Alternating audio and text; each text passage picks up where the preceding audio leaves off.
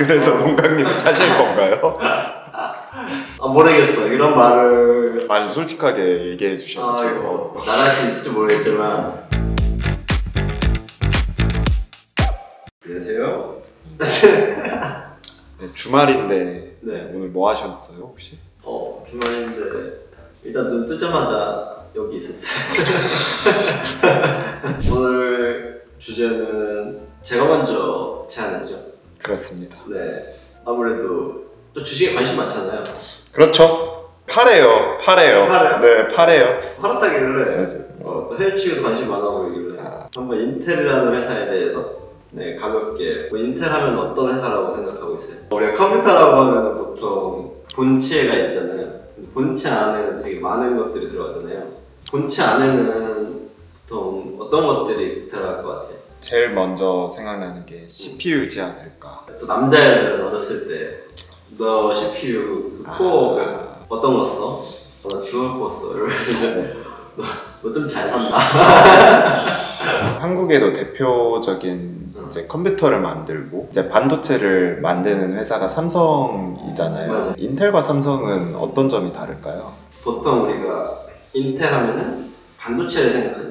암드 그리고 뭐 엔비디아 그리고 뭐 삼성전자 방금 이야기한 인텔 막 이런 회사들이 있잖아요. 차이점에 대해서 이야기하자면 반도체 내부에 많은 이제 합성업체들 이제 그런 차이점들 이해도가 있어야 되기 때문에 인텔 같은 경우는 삼성전자라고 하기보다는 아까 말한 것처럼 CPU이기 때문에 비메모리 이제 주로 회사거든요. 이 메모리 반도체랑 비메모리 반도체는 저장을 중심으로 하는 이러한 뭐 반도체라고 이제 쉽게 설명하는 거고, 비메모리 반도체는 저장한다기보다는 연산을 처리하는 형태의 회사라고 이해하면 가벼운 이해를 할 수 있을 것 같아요. 그래서 큰 맥락에서 보면 반도체라는 결은 비슷하지만 연산 처리 반도체냐 좀 그런 차이점들이 삼성전자와 조금 인텔의 이제 주요 비즈니스의 좀 차이점들. 지금 반도체 시장을 빼놓고 이야기할 수 없는 게 주식 시장이라고 생각하는데 앞으로 반도체 시장은 매력적일까요? 지금 반도체 시장의 매력적인 포인트 중에 하나라고 하면은 우리나라를 핵심적으로 이끄는 이제 중축 산업들이 있잖아요. 조선업이 있고 자동차가 있고 반도체 업체도 빠질 수 없고 그 안에서 파생된 많은 이제 기업들이 우리나라 이제 경제 전반에 진출이 되면서 고용을 창출하고 막 그랬을 때 반도체 산업의 미래는 과연 중국한테 뭐 안 밀릴 수 있느냐 막 이런 이야기들이 있잖아요. 반도체 수요가 계속 있을 수 있느냐 미래에 저는 그럴 수 있다라고 생각하는 게 일단 우리 집 안에서의 일어나는 가전제품들의 디지털화 우리가 요즘 자동차 주문하면 몇 년 걸린다고 소리 많이 듣잖아요. 근데 반도체 공급이 수요를 이제 못 따라가서 그래서 자동차가 막 생산이 딜레이되고 뭐 이런 상황들이 실제 생활 전반에서 일어나고 있잖아요. 그런 부분들이 1차적으로 미래 시점에서 반도체 수요의 한 축을 담당해 주는 것 같고요.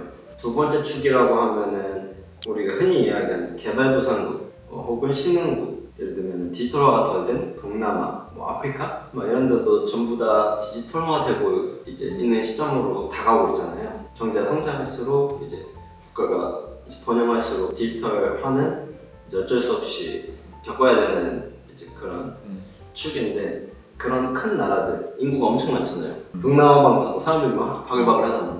그러면 그런 나라들이 디지털화 된다 라고 하면은 그들은 아직 반도체를 제조할 수 있는 기술 그런 걸 가질 수가 없잖아요.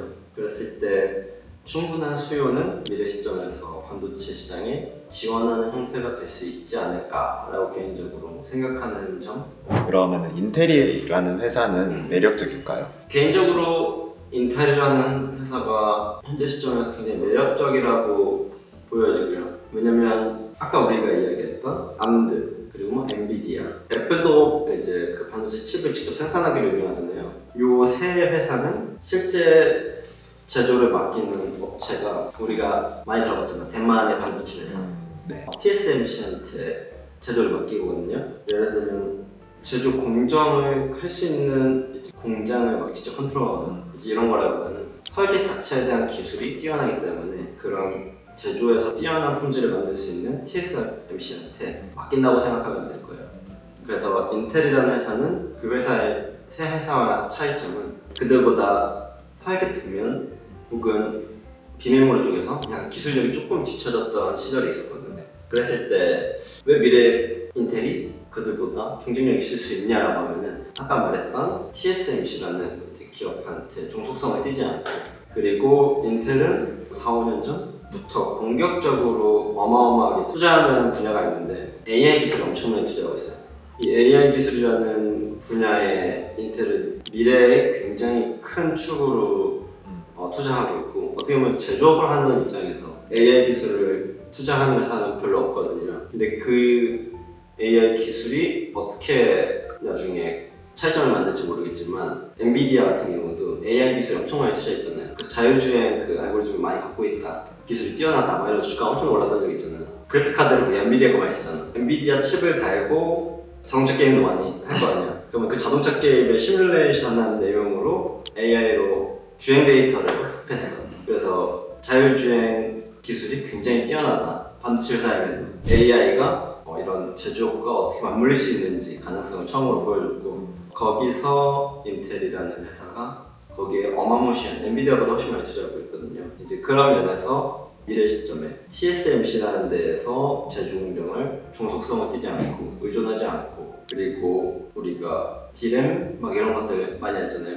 제가 알기로는 삼성전자가 거의 5나노미터의 이 트랜지스터 칩을 갖고 있는 걸, 기술을 갖고 있는 걸로 알고 있는데 인텔도 거의 거기까지 와 있거든요. 근데 거기서 한계점이 사실 명확해요.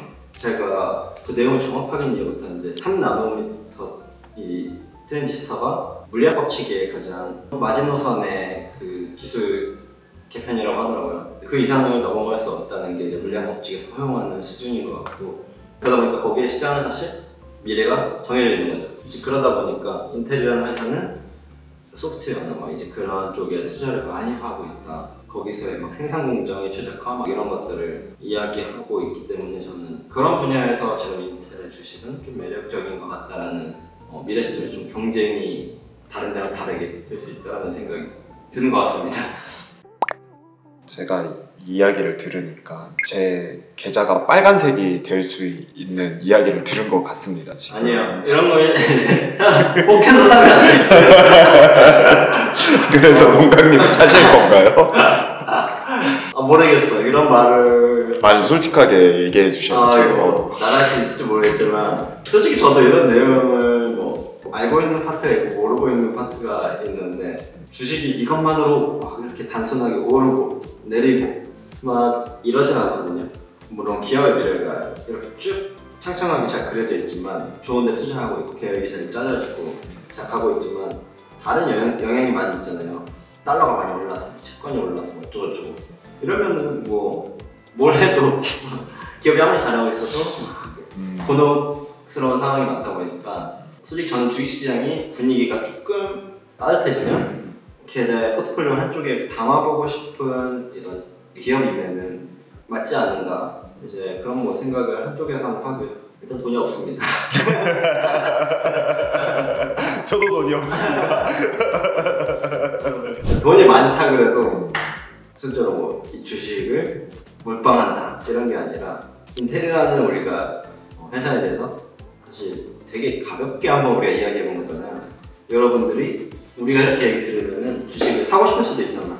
그러면 저는 조금 찾아볼 필요가 있다고 생각해요.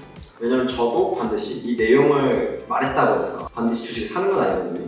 내가 만약 주식을 사기로 결정한다는 거면은 훨씬 더 많은 내용들을 파악하고 추가적으로 점검하고 내 주식의 계좌에 여분의 공백이 있는가, 뭘 팔고 뭘 사야 되는가, 많은 것들을 검토하고 포트폴리오 추가로 넣기 때문에 어떻게 보면 긍정적인 내용, 이제 처음 한쪽으로 비춰졌는데 다시 반대 의견으로 내면 또 끝도 없이 나올 수도 있거든요. 네, 그렇기 때문에 제가 사고 안 사고에 조금 초점을 맞춘다기보다는 우호적이지만 신중하게 검토하고 사는 편이다. 그러나 이 주식을 내가 들고 있는다, 판다, 혹은 산다 라고 할 때 최소한 내가 인텔이라는 주식을 들고 있으면 판다는 아니다. 그런 정도로 생각해 주시면 될 것 같습니다. 살 때 좀 알려주세요.